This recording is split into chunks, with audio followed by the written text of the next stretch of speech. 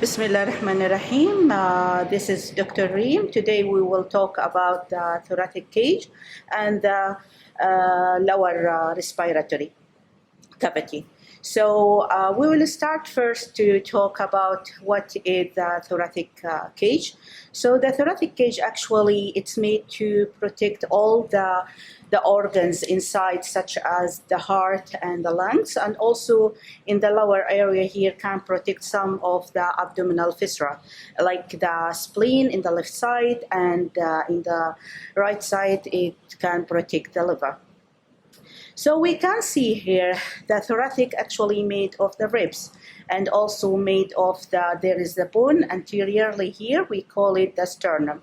The sternum actually divided into three parts. The first part here we call it manubrium, and this the sternum body, and that's the small piece of the sternum. It's called the xiphoid process. So those actually the manubrium and the body and the xiphoid process can form the sternum. So actually the thoracic cage actually has two entrances. The superior entrance and the inferior entrance. The superior, we call it the thoracic inlet, and in the lower part here, we call it thoracic outlet.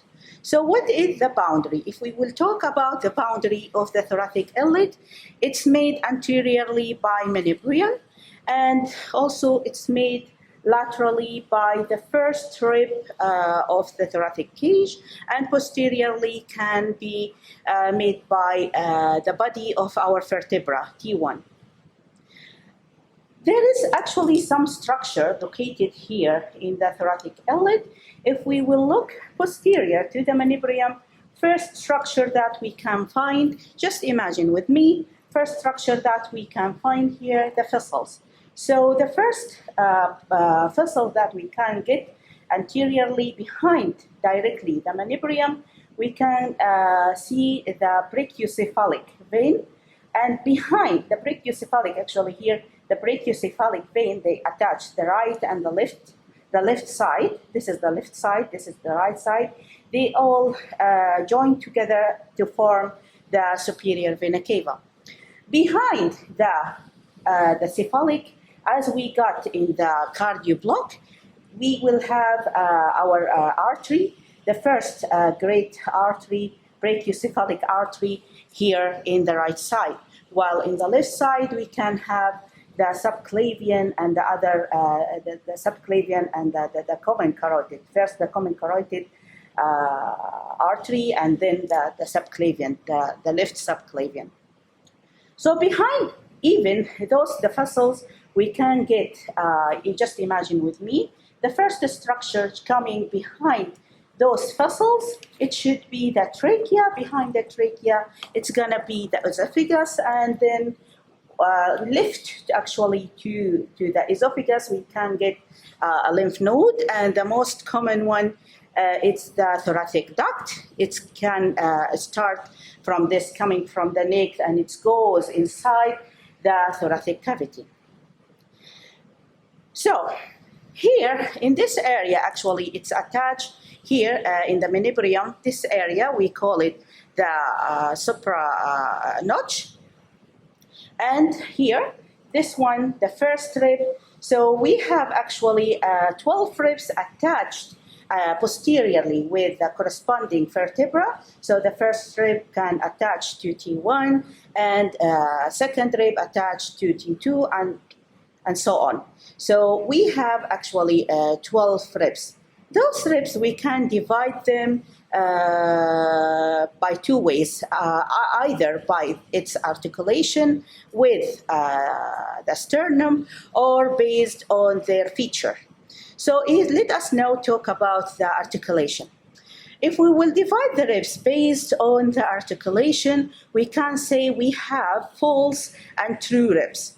So the true ribs, actually, they attach directly with the sternum by their cartilage. So we have here the intercostal cartilage attached with the ribs to the sternum. So from 1 up to 7, 1, 2, 3, 4, 5, 6, 7, those we call them true ribs. That's why, because they attach directly to the sternum by the intercostal cartilage. While the other wrist from 8 up to 9, so we can say this is 1, 2, 3, 4, 5, 6, 7. This is true. And then from here, 8, 9, 10, 11, and 12. Those we can call them false.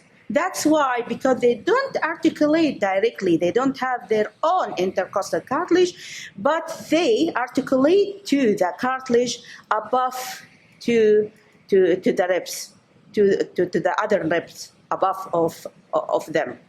So they don't articulating directly to the sternum by their own intercostal cartilage. They attach first to that intercostal cartilage, to the 7, and then this attach them to the sternum. So this is for the 7, for the 8, sorry, 8, 9, and 10. Those 3 ribs, they attach actually to the cartilage that related, corresponding to the rib number 7. While 11 and 12, as you can see, we can give them another name as a floating ribs, because they don't actually, they're free. They don't attach anteriorly to any structure. They just attach posteriorly to their corresponding vertebra. So this is very important, that also we have to know about the second here, this ribs, the second ribs. It's attached between the manubrium and the sternum body. So in here, this structure, we call it the angle, sternal angle, which is formed between the manubrium and the sternal body. So this actually, the second rib attached to this area. So it's very important that you can identify in your body where is the location. It's very clear. If you can look to your body, you can find and identify this area. If you got it, so that's mean you can actually, you will make sure this area or this part, this side, it's gonna be the second rib. If you will know where is the second rib, that's mean you can understand and you can actually identify the space, the intercostal cartilage, the second intercostal space. So it's very important that to identify this area. That's, for example, for a clinical part. The application process. This is what you will cover, inshallah, in the clinical session. So if you put your hand like that, and then you just tape by your other hand over it, so you will get a sound from this area, the application sound. And you will know that more in detail with the clinical session.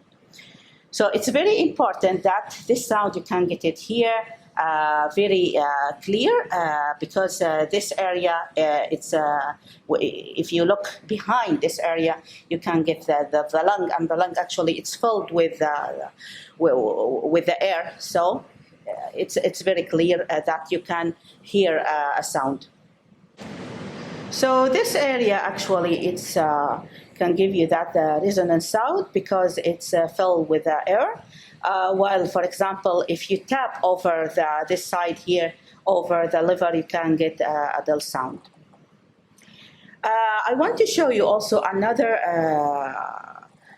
structure just to identify the rib clearly, but first we want to give you the other classification of the ribs. So first we classified the ribs based on their articulations. The other articulation also, classification for the ribs, it's gonna be based on the feature. So we can call it typical and atypical. Typical, we can see here, for example, we just start from the third rib, 3, 4, 5, 6, 7, 8, 9. Those from the third to the 9th rib, they all have the same feature. Okay? That's why we call them, we give them the name as typical. So this is the first. like here. For example, this rib, the third rib. So what is the feature, the typical feature for the rib? Actually, we will get third one as an example. It has anterior end. This is anterior end, which like that can attach here to the intercostal cartilage, and it's formed the costal joint, intercostal joint. So this is anterior. Actually, because this is a plastic model, it's not a real, but in the real model, it should be concave. It should be like that. So this will allow the cartilage to insert inside and fix to it. And actually, the second thing here, so that the first quarter of the rib, then we will have a shift to the posterior of the ribs, but because again, this is not a real, this is just a plastic model, so we can't get, it's impossible actually, unfortunately, to get the whole feature for the ribs. Also, if we look, just imagine with me here in the lower, we have a border, again, we have two borders, superior border, inferior border. In fact, with the ribs, we can get here in the lower, it should be sharp, and it's make like a costal groove. Costal groove, this is to allow the vessels and the nerve to run through it. So we will start the structure as a vein. So V, it's from vein, then A, artery, then the nerve. All those structures should run through this groove. As you can see here in the edge of the, to the ribs, we can see a part, a little bit of the groove. And then also what we have here in the posterior end like a neck. This is a neck, and this is the tubercle rises, and this is the end has two facets. This is to articulate with one. This is the inferior articulation facet to articulate to its corresponding vertebra, and that one to articulate to the vertebra above. And also it has two surfaces, anterior, as you can see here, anterior and posterior surface. So this is the most important structure in the typical. With the atypical, actually, I will show you first, we'll start with one. Atypical, we consider the first, second, and then we will say the 10, 11, 12. Again, it's the first, second, and 10, 11, the 12th. They all atypical, and that is why we'll start here, for example, with the first. As you can see here, the first rib, it's very small. It's short, as you can see, broad, wide, okay, and flat. So short, broad, and flat. Okay, and its location, it's like that. So with the first vertebra, this is for the right side. If we put it like that, the location, it's articulation by this way. So actually, we don't have anterior or superior. We have, we don't have anterior and posterior. We have superior surface. This is superior surface, okay, and inferior. It's an opposite completely from the third one. The third one has a border, superior border, inferior border. Here, surface. We have superior surface, inferior surface, okay? So in the posterior, the edge, we have the board, it's posterior and anterior. As we can see here, because it's short, this rib, we don't have shift to the posterior part, but again, it has facets, and it has a neck, and it has the tubercle. So again, because it's not a real one, so we can't have that a concave structure anteriorly. With the second one, The second one, some books, if you read, they consider it typical, actually. And why that? Because they look like or similar to the third one, or the other rest of our rib. But some books, they mention it as atypical, and that's why, because actually its location, if we will put, this is for the left side. So if we will put it in this way, you can see here, it's it's wider than the normal rib, than the third one. And also its position, that's when we put it, its location, it's articulated like this way. So it has the superior surface and inferior surface. So it's look like the first one mostly than the third one. But again, it has two facets. The first one has only one facet. Here we have two facets, has a neck, a tubercle region, okay? And also there is a groove. But the groove actually here, it's not developed like the others. So that's why this is the second reason why we consider it as a typical one, atypical one, okay? So also we can here explain the number 10.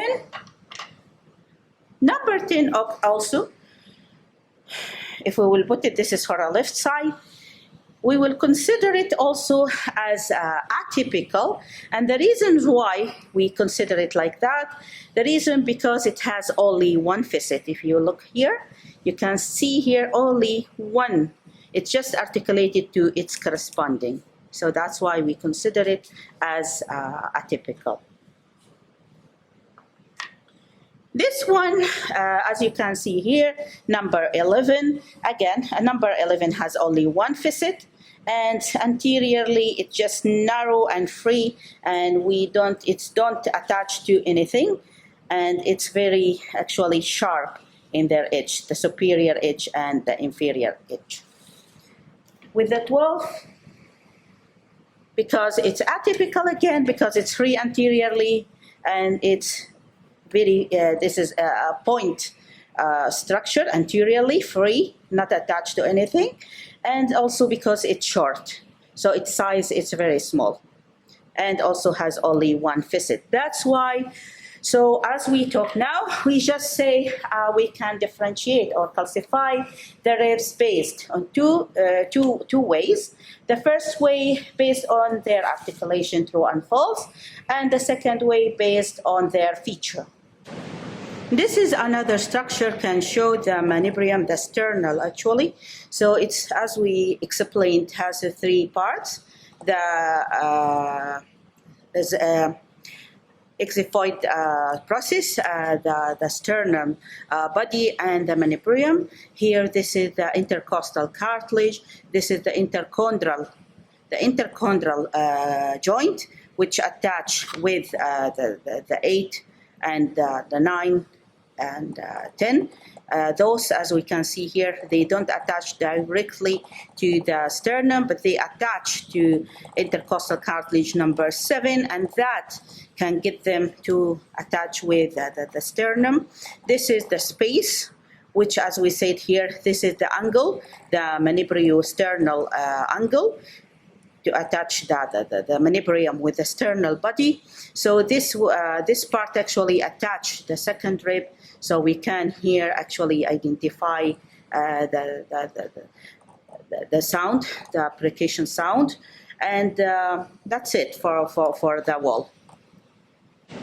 One more thing we forgot to say about the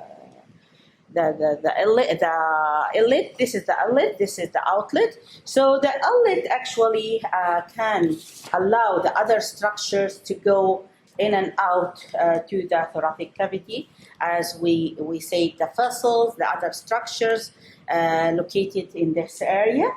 And here actually in the outlet, it can cover by the diaphragm. So this part actually attached to the diaphragm, just to separate the chest away from the abdomen region. So we talked about the bone, and now let us just a little bit, I know you will say it's not an escape plot, but we need actually to know the attachment and the muscle that surrounds. So the muscle actually, it can give more even support to the thoracic cavity. So we have three types of the muscle actually here, surround the cage to give more support and to allow us, can actually help us during the inhale and the exhale. The first, or the most outer layer of the muscle attached to the rib, it's the external. The external, as you can see, we can identify it through its fiber. As you can see, the fiber, it's coming from the lateral side, and like the fiber, it goes directly to the middle side, this way. Like you want to put your hand inside your pocket. Imagine you want to get your hand and you insert it. You want to insert your hand inside your pocket. So this way can give you the direction of the external outer layer of the muscle. Second layer of the muscle, we call it the internal. The internal, it's the opposite direction, the fiber opposite to the external one, which start the attachment through this way. That way, from the middle goes direct to the attached to the lateral side, to the ribs, and this is the internal muscle. There is one behind the internal. We call it the innermost. Innermost, it's look like a straight from the superior to the inferior, just straight this way. So this actually part we call it the innermost layer. This is another model, plastic model, can show you even more clearer than the plastinate model. So we can see the fiber of the external, which coming, as we said, like you want to put your hand inside your pocket this way, from lateral to the middle, to the midline. And this is the internal fiber of the muscle, which come underneath the external one, and coming from the midline goes to the lateral side. And if we move it like this, this is actually show you the innermost. As you can see here, the innermost is just straight. So this is the innermost layer. So we have three layers of the muscle. So as we said, the outlet, the opening of the outlet, thoracic outlet, covered by diaphragm. This is the diaphragm. So the diaphragm divides our viscera into two, chest and the abdomen cavity, and it's attached posteriorly to the wall. So there is actually three important openings coming out from the diaphragm. So there is some structure can be connected between the chest and the abdomen, such as the first part here. It's the inferior vena cava, and the esophagus, and this is the aorta. Here, the first one, for example, the inferior vena cava, the location of that opening, actually, it's located in T8.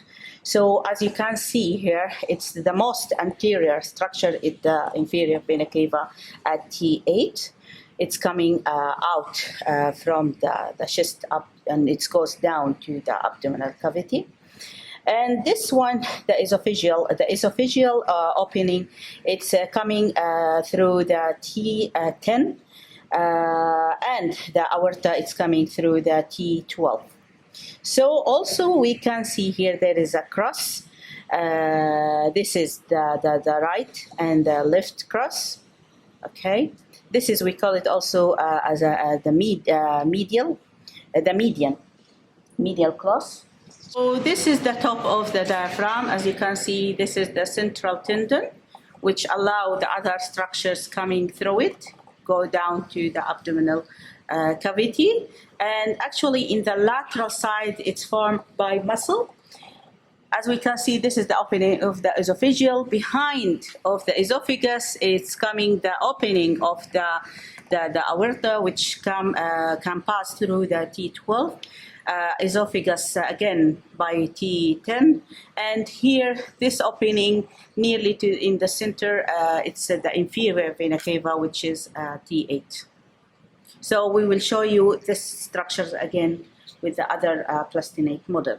So we will show you here in the plastinate model just the opening, because we can get here the diaphragm has been removed, so we can just see the opening of the aorta. As you can see, look at that, the aorta is the most posterior part, which is located coming through the diaphragm. This is behind the diaphragm, a muscle part of the diaphragm. So this is the crus, this is the median crus. Okay, this is here the medial crus, median, medial, and that part is the lateral crus. Those two attach the posterior part of the diaphragm to the posterior wall. Okay, so this is the opening, this is the aorta which is T12, this is the esophagus, T10, and here, can you make a zoom please here? You can see where am I?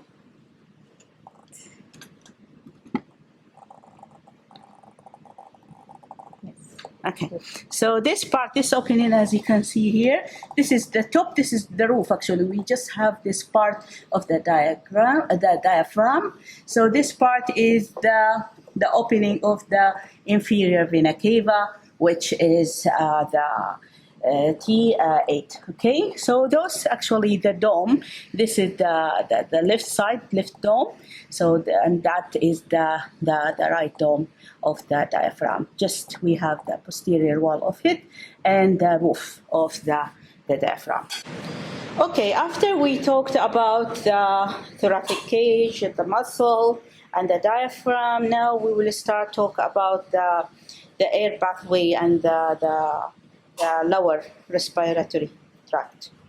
So first, as we all know, the first part of the lower respiratory, it starts from the thyroid cartilage, this one, and then the coracoid cartilage, which is located in C6. And after that, this part is the trachea, which is actually enter through the inlet, the thoracic inlet, and then to give two other bronchi branches to the left side and the right side. As we can see here, the left side it's even narrower and it's longer. Okay, and here the right side it's wider, shorter, and it's give me another primary actually branch. This is the primary branch of the bronchi, and this is the secondary. Then each one of the primary can give me secondary branch, and the secondary give me tertiary branch of the bronchus. Then which is end then with the alveoli inside our lung. So this is the left side, as we can see. In the right side, actually, it's give me three bronchus. Okay, this is the three primary bronchus. 1, 2, 3. That's because in the right lung we have 3 loop, while in the left side just give me 2 branch because I have just 2 loop. Okay, so we can move this part, the air pathway. And we can get another model to show you more the structure of our lower respiratory tract. So you can see here, this is the coracoid cartilage, and this is the thyroid cartilage, coracoid cartilage. Okay, and this is the trachea, as you can see here, surrounded by thyroid. This is thyroid gland. This is the isthmus. So in the inshallah next year you will get it more in detail, the thyroid gland in the endocrine block. But now just we want to know this is the isthmus, which is the most narrower part of the thyroid. Okay, which is then this is the other part, lower part of the trachea. And if we will open this diagram, this model, we can have here, as you can see, it's bifurcated into two. This is the left side. As you can see, it's longer, narrower. This is wider, shorter, and it's give me three primary. And this is just two because we have just 1, 2. Okay, because here we have in this lung we have only two loop, and there is here this is the oblique fissure. Okay, while in the right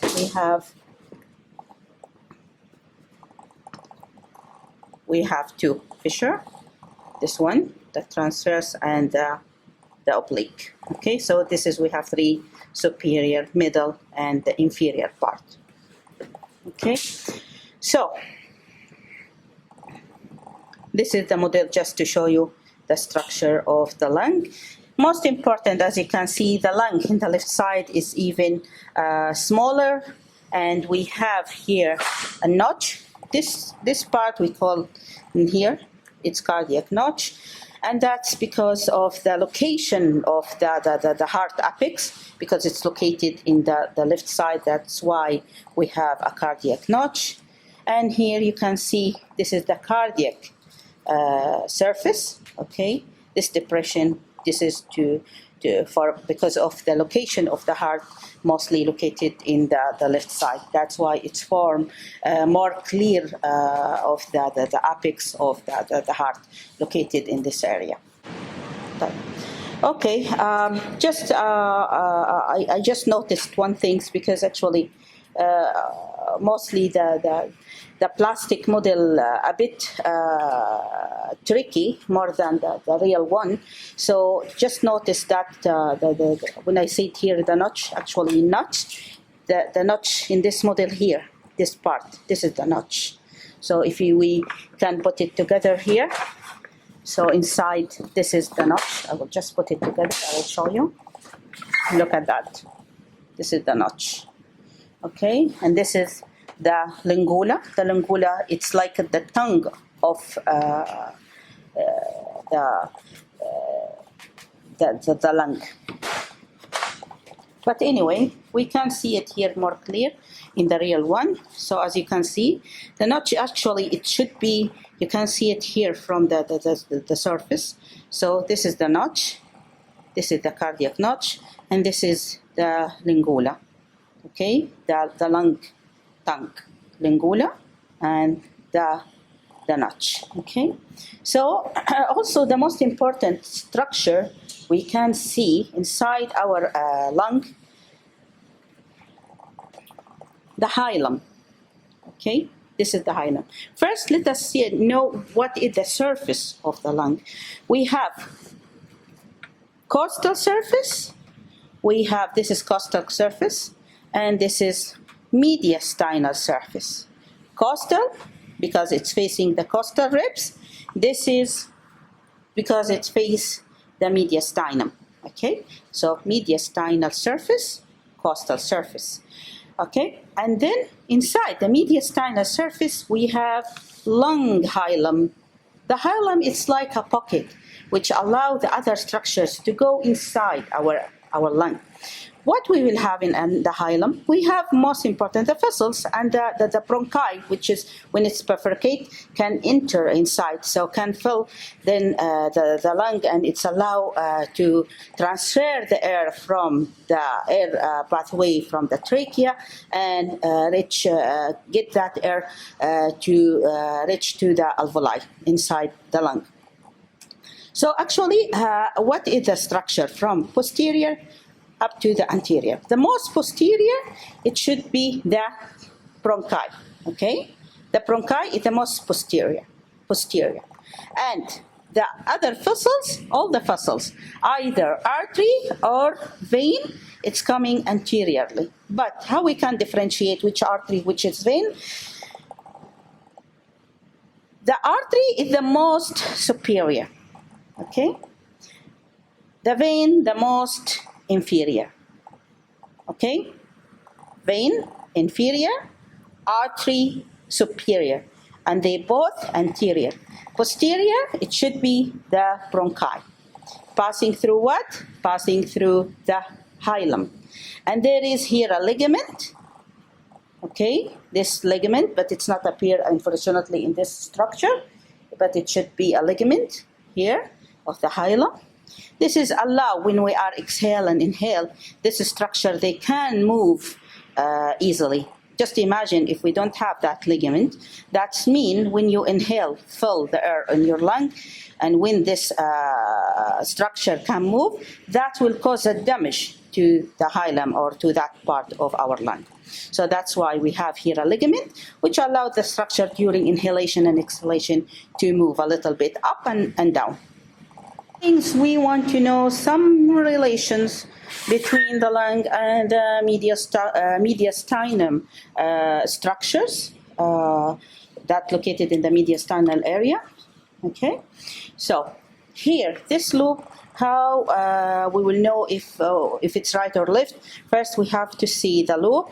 We count the loop, 1, 2, 3, transverse and oblique. That means this is the right. So directly in the right, you can just know this part. It's this area here. It's the relation between the lung and the heart.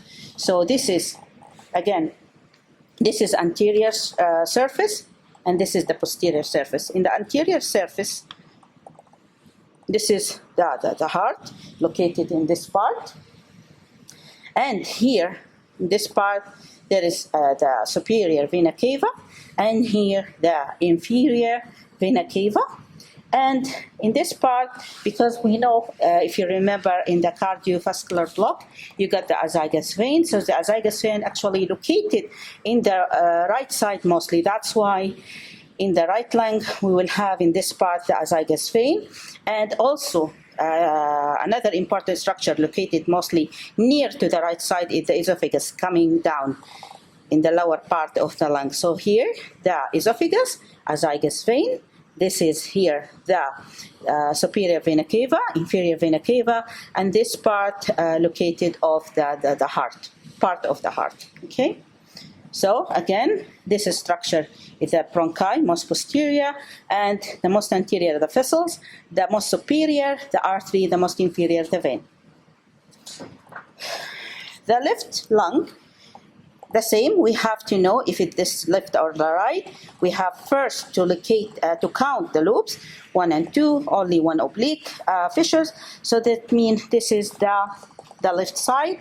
So again, this is the anterior, this is the mediastinal surface, this is the anterior part, this is the posterior part, and as you can see, the surface of the heart here, it's more wider, because we all know that the heart located mostly in the right side.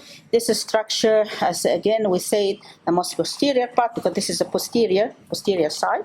So the most posterior is the bronchi, most anterior the vessels, the most superior it should be the artery, the most inferior it should be the vein, pulmonary, and most important that we have to get here, this area, we don't say here Azygos vein again, because Azygos vein located mostly in the right side.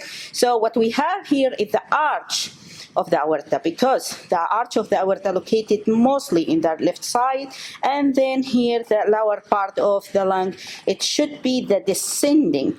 This is the arch, imagine with me, just the arch, it can move this way. So this is the descending aorta, arch, descending aorta. Okay, so we will just stop at this part, and if you don't understand anything, try to ask during the lab. Try to see also pictures, and it should be easy. don't worry about the lots of the information today. It's they all just easy, and I'm sure that you covered it before. So just try to read also from the theoretical part.